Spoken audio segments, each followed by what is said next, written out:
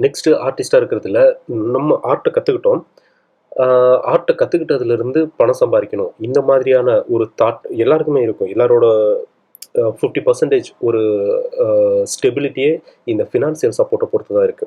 So, அத எப்படி study பண்ணிக்கிறதுன்னு ஒரு சில டிப்ஸ் நான் குடுக்குறேன். இது கண்டிப்பா ரொம்ப யூஸ்ஃபுல்லா இருக்கும். முழுசா பாருங்க. ஃபர்ஸ்ட் ஒண்ணு வந்துட்டு உங்களோட ஆர்ட்ட செல் பண்றதுக்கு அதாவது நமக்கு பழைய ட்ரெடிஷனல் மெத்தட் எப்படின்னா, நீங்க நல்லா பெயிண்ட் பண்ணி ஒரு பஞ்ச் ஆஃப் கலெக்ஷன் வச்சிருக்கணும். அத ஆர்ட் கேலரில வச்சு ஷோகேஸ் பண்ணி மக்கள்ட்ட விக்கணும். இது பழைய ட்ரெடிஷனல் மெத்தட்ங்க. இப்போ மக்களோட லைஃப் ஸ்டைல் மாறிருச்சு. அவங்களோட தாட் ப்ராசஸ் எல்லாமே வேற மாரி இருக்கு. பட் ஸ்டில் அவங்க ஆர்ட்ட லவ் பண்றாங்களா? ஆர்ட்ட வாங்குறதுக்கு ரெடியா இருக்காங்கன்னா, நிச்சயமா இருக்காங்க. பட் அவங்களுக்கான டைமோ, இல்ல அவங்களுக்கான சரியான பிளாட்ஃபார்மோ கிடைக்கல. எந்த இடத்துல போய் பை பண்றது? ஏன்னா அடிக்கடி அ ஆர்ட் கேலரி விசிட் பண்ற அளவுக்கெல்லாம் இங்க யாருமே டைம் கிடையாது. அதாவது வாங்கணும்னு ஐடியா இருக்கிறவங்களுக்கு.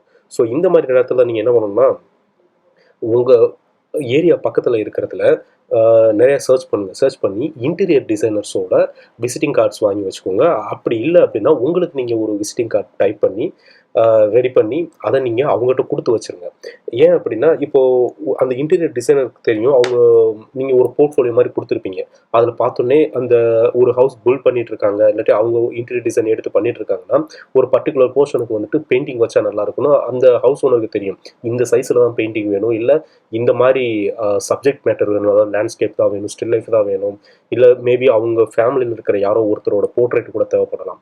இந்த மாரி என்ன டிமாண்ட் இருக்கோ, அத அவங்க இன்டீரியர் டிசைன்ட்ட சொன்னாங்கன்னா, இன்டீரியர் டிசைன் அவரு ஒரு சின்ன கமிஷன் எடுத்துட்டு உங்களுக்கு ஒரு அமௌண்ட் ஃபிக்ஸ் பண்ணி சொல்லியிருப்பாரு. ஸோ உங்களோட மார்க்கெட் அந்த மார்ஜின் என்னவோ அத நீங்க சொல்லி ஈஸியா ஆர்டர் எடுத்துக்கிட முடியுங்க.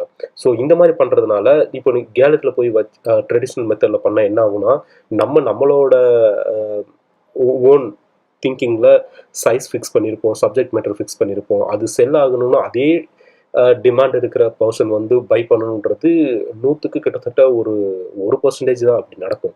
ஸோ இந்த மாரி பண்ணீங்க அப்படின்னா, எக்ஸாக்ட்டா உங்களுக்கு அந்த பையரோட என்ன டிமாண்டோ அத கரெக்ட்டா நீங்க அ கிளியர் பண்ணி, ஈஸியா செல் பண்ணி மணி ஏர்ன் பண்ணலாம்.